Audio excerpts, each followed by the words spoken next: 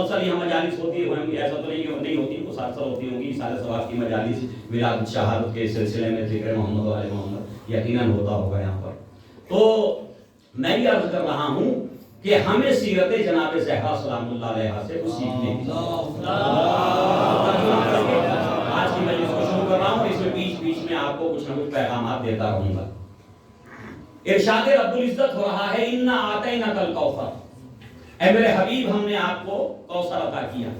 تمام مفسرین سنی شیعہ دونوں نے مل کر کے یہ لکھا کہ کوثر سے مراد ہے نسل کثیر, ذریت کثیر, اولاد کثیر. صحیح نا, کہ ہم نے کوثر عطا کیا.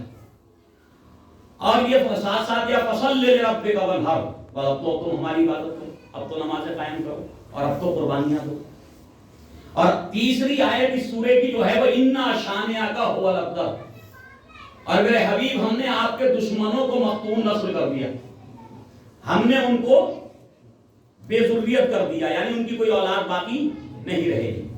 یہ سب سے چھوٹا سورہ ہے قرآن پاک کا, سب سے چھوٹا سورہ قرآن پاک کا, جس میں 3 آیتیں ہیں, اور تینوں آیتوں کے اندر ایک عجیب قسم کا پیغام ہے.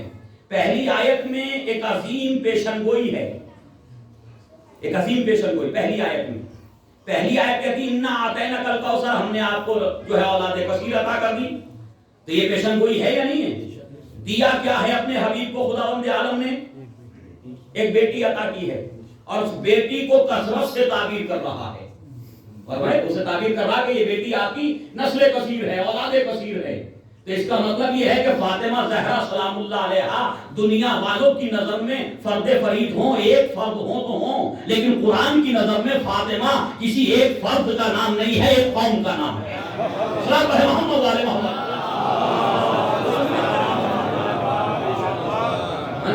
کہ ایک وجود کو کثرت سے تعبیر کر رہا, وحدت کو کثرت سے تعبیر کر رہا ہے کہ ہم نے جو ہے وہ آپ کو نسل کثیر عطا کر دی.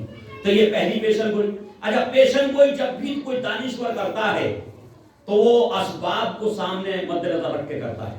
اگر اسباب مہیا ہیں تو تب یہ کہا جاتا کہ آنے والے 10 سال میں یہ کام ہو جائے گا, یہ ہو جائے گا.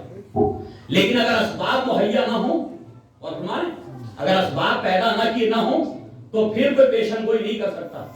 تو کیا کوئی ایسے اسباب تھے کہ جس سے سمجھا جائے کہ نبی کریم کو ایک بہت کثرت میں اولاد نصیب ہو جائے گی؟ وہ ایک بیٹی دی ہے, اور ایسے عالم میں دی ہے کہ چاروں طرف سے حضور پاک دشمنوں کے نرغے میں گھرے ہوئے ہیں. نہ جانے کب جان کا خاتمہ ہو جائے, نہ جانے کب جو ہے وہ پورے خاندان کا خاتمہ ہو جائے. اسباب تو یہی ہے نا. مکے کی بات ہے بھی تو مکے میں ہے نبی, چاروں طرف سے جو ہے کفار و مشرکین میں گھرے ہوئے ہیں, پتھر پھینکے جا رہے ہیں, کوڑا ڈالا جا رہا ہے, کانٹے بچھائے جا رہے ہیں, اذیتوں پہ اذیتیں دی جا رہی ہیں, وہ سب کچھ ہو رہا ہے. اس کے بعد خدا کہہ رہا کہ ہم نے آپ کو نسل کثیر عطا کر دی. اور دوسری طرف اسباب مہیا تھے کفار و مشرکین کے لیے کہ ان کی اولادیں اور زیادہ پھلتی پھولتی اور زیادہ آگے بڑھیں گی, کیونکہ جو 1000 آدمی تانا دے رہے ہیں ابتر کا, اور بھائی تو ان کے کم سے کم 2000 بیٹے ہیں, تو ان 2000 سے کتنی نسل آگے بڑھے گی؟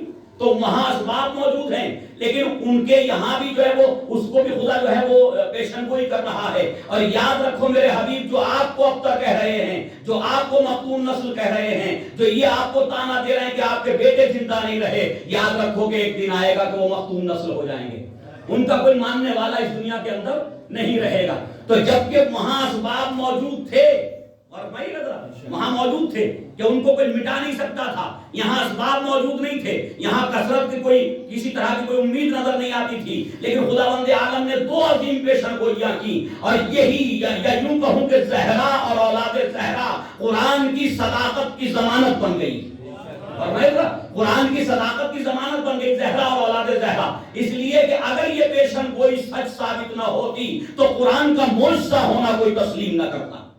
اگر یہ پیشن گوئی قرآن کی سچ ثابت نہ ہو تو قرآن کا کوئی معجزہ ہونا تسلیم نہ کرے. لیکن یہ کیسے سچ ہوا ذرا دیکھیے, ایک بیٹی سے اتنی اولاد دنیا میں آئی, اتنی نسل آگے بڑھی, اور اتنی نسل آگے بڑھی کہ آج دنیا کا کوئی دیہات, کوئی شہر, کوئی بستی, کوئی ملک ایسا نہیں ہے کہ جہاں فاطمہ زہرا سلام اللہ علیہا کی نسل میں کوئی نہ کوئی فرد موجود نہ ہو. یعنی ایک بیٹی سے اتنی کثرت میں نسل پھیل گئی, اور وہ کہ جو ہزاروں کی تعداد میں کریم کو تانے دے رہے تھے کہ تم مقتون نسل ہو، تم لاولد ہو، تمہارے اولاد نہیں ہے. تو عزیزان گرامی ان کی نسلوں کا کیا ہوا؟ آج مجھے کوئی بتائے بنو امیہ کی نسل کہاں ہے؟ کوئی بتائے بنو عباس کی نسل کہاں ہے؟ کوئی بتائے ان کفار و مشرکین کی نسلیں کہاں ہیں؟ ان کی نسلیں مٹ گئیں، کوئی ان کا نام لینے والا بھی نہیں ہے. اس کا مطلب یہ ہے کہ جس کی بقا کی ذمہ داری خدا لے لے اسے کوئی مٹا نہیں سکتا.